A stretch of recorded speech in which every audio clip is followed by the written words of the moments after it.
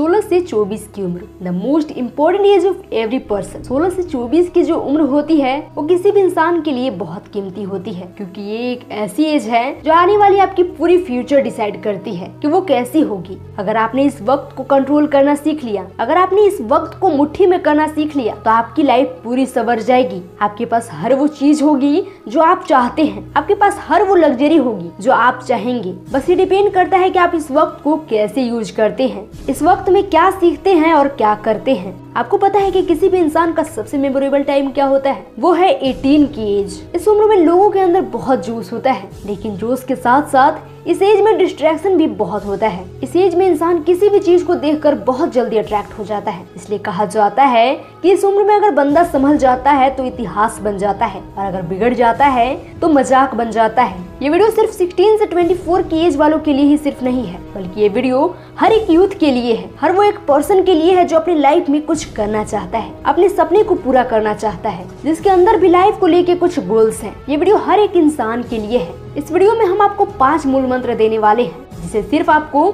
ध्यान से सुनना और समझना है और खुद पर अप्लाई करना है। फिर देखना, कोई भी आपको किसी भी सफलता को हासिल करने से नहीं रोक सकता है। ये मेरा आपसे वादा है, मिस्टर आइकॉन का आपसे वादा है। पहली सलाह कि टाइम की इम्पोर्टेंस को समझिए। मुझे पता है कि आपको ये चीज कोई नहीं बतलाएगा, जबकि आज के यूथ के लिए सबसे इम्पोर्टेंट है टाइम की वैल्यू को समझना, समय की इम्पोर्टेंस को समझना। आपको ये समझना होगा कि आपको ये समय दोबारा नहीं मिलेगा। यही वक्त है जब आप कुछ कर सकते हैं, अपनी लाइफ को सही दिशा में लेकर जा सकते हैं। इस उम्र में अक्सर हमसे गलती हो जाती है, लेकिन मेन मुद्दा ये नहीं है कि हम गलती क्या कर रहे हैं, बल्कि मुद्दा ये है कि हम कैसे करें कि हम उस गलती को दोबारा न दोहराएं और उस गलती से कुछ न कुछ सीख सके। 16 से 24 का ऐसा एज होता है जिसमें इंसान अलग अलग चीजों से डिस्ट्रैक्ट हो जाता है। कोई फोन को देखकर डिस्ट्रैक्ट हो जाता है, तो कोई इंसान को देखकर ही डिस्ट्रैक्ट हो जाता है। इस एज में बहुत कॉमन है किसी लड़की या लड़की को देखकर डिस्ट्रैक्ट होना, जिसे लोग प्यार का नाम भी दे देते हैं। बट आपको समझना होगा ये सारी चीजें टाइम वेस्ट है, ये बस आपका टाइम वेस्ट करेगी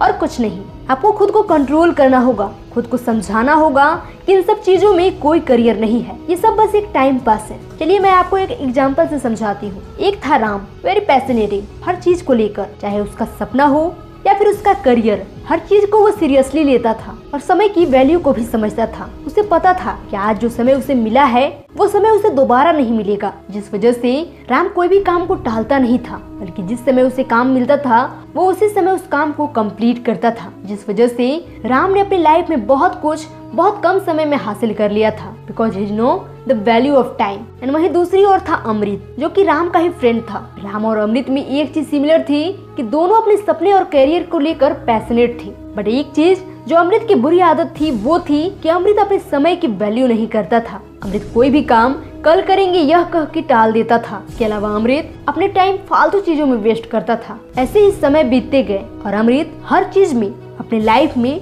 फेल होता गया। उसे कुछ भी नहीं मिला जो वो चाहता था, न ही लग्जरी मिली और न ही कोई भी सपने पूरे हुए। बस जो भी थोड़ा मोड़ा मिला उसे उसमें ही गुजारा करना पड़ा। पर आप लोग ये गलती मत करना और समय की वैल्यू को समझना। दूसरी सलाह कि किसी काम को खत्म करके ही छोड़ो। अक्सर ऐसा होता है कि हम जोश में आकर कोई नया काम तो शुरू कर देते हैं, जिसे पाने के लिए हम शुरू में तो बहुत मेहनत करते हैं, पूरी जान लगा देते हैं, लेकिन अचानक फिर न जाने ऐसा क्या हो जाता है कि हमें उस काम में मन ही नहीं लगने लगता है। आप करना तो चाहते हैं उस काम को, लेकिन उसमें आपका मन ही नहीं लगता है। ऐसे में आप डेली उस काम को टालते जाते हैं कि कल कर लेंगे, कल कर लेंगे। बट आपको कौन बताए कि कल कभी नहीं आता है। इसलिए आप ये गलती मत कीजिए। ध्यान रखिए कि जितना जरूरी किसी काम को शुरू करना होता है, उतना ही जरूरी उस काम को खत्म करना होता है। इसलिए आप सभी जो 16 से 24 की एज में हैं, वो आदत बनाए कि किसी काम को शुरू करें तो वो काम छोटा हो या बड़ा उसे फिनिश करके ही छोड़े। तीसरी सलाह कि आप वो काम कीजिए जो सही है।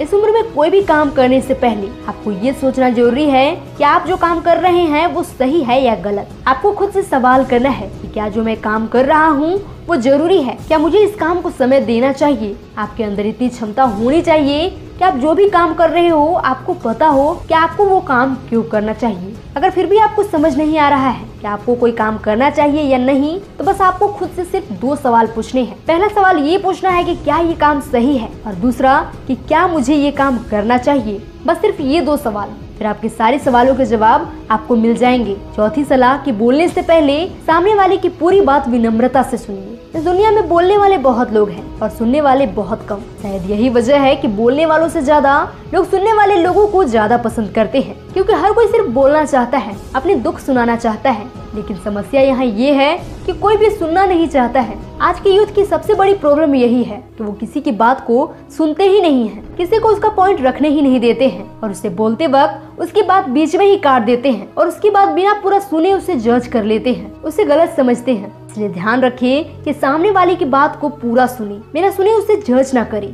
क्योंकि उसे भी बोलने का हक है। 5वीं सलाह कि ना कहना सीखिए, मना करना सीखिए। आज के यूथ के लिए जितना जल्दी सीख जाए ना कहना उतना अच्छा होगा, क्योंकि जितना जल्दी आप ना कहना सीख जाएंगे उतना ज्यादा आप फायदे में रहेंगे। ना कहना कहा जा रहा है तो इसका ये मतलब नहीं है कि आपको हर चीज में ना कहना है। बस मेरा आपको ये सिखलाने का यही मतलब है ताकि कोई भी आपका फायदा ना उठा सके, क्योंकि आपने अपने आसपास बहुत से ऐसे लोगों को देखा होगा जो बहुत भोले और बहुत अच्छे होते हैं, जिनका अक्सर लोग फायदा उठाते हैं क्योंकि वो ना नहीं कह सकते हैं। कोई भी अगर इन्हें कुछ करने को कहे तो ये ना चाहते हुए भी हाँ कह देते हैं, क्योंकि ये ना नहीं कह सकते हैं। इसके बाद ये अंदर ही अंदर खुद ही सफर करते रहते हैं। इसलिए ध्यान रहे कि आप ये गलती मत करना। जहाँ आपको लगता है कि ना बोलना चाहिए, मना करना चाहिए, तो बिना हिचकिचाए मना कर दीजिएगा। And if you like this video तो वीडियो को लाइक करके चैनल को सब्सक्राइब जरूर कीजिएगा।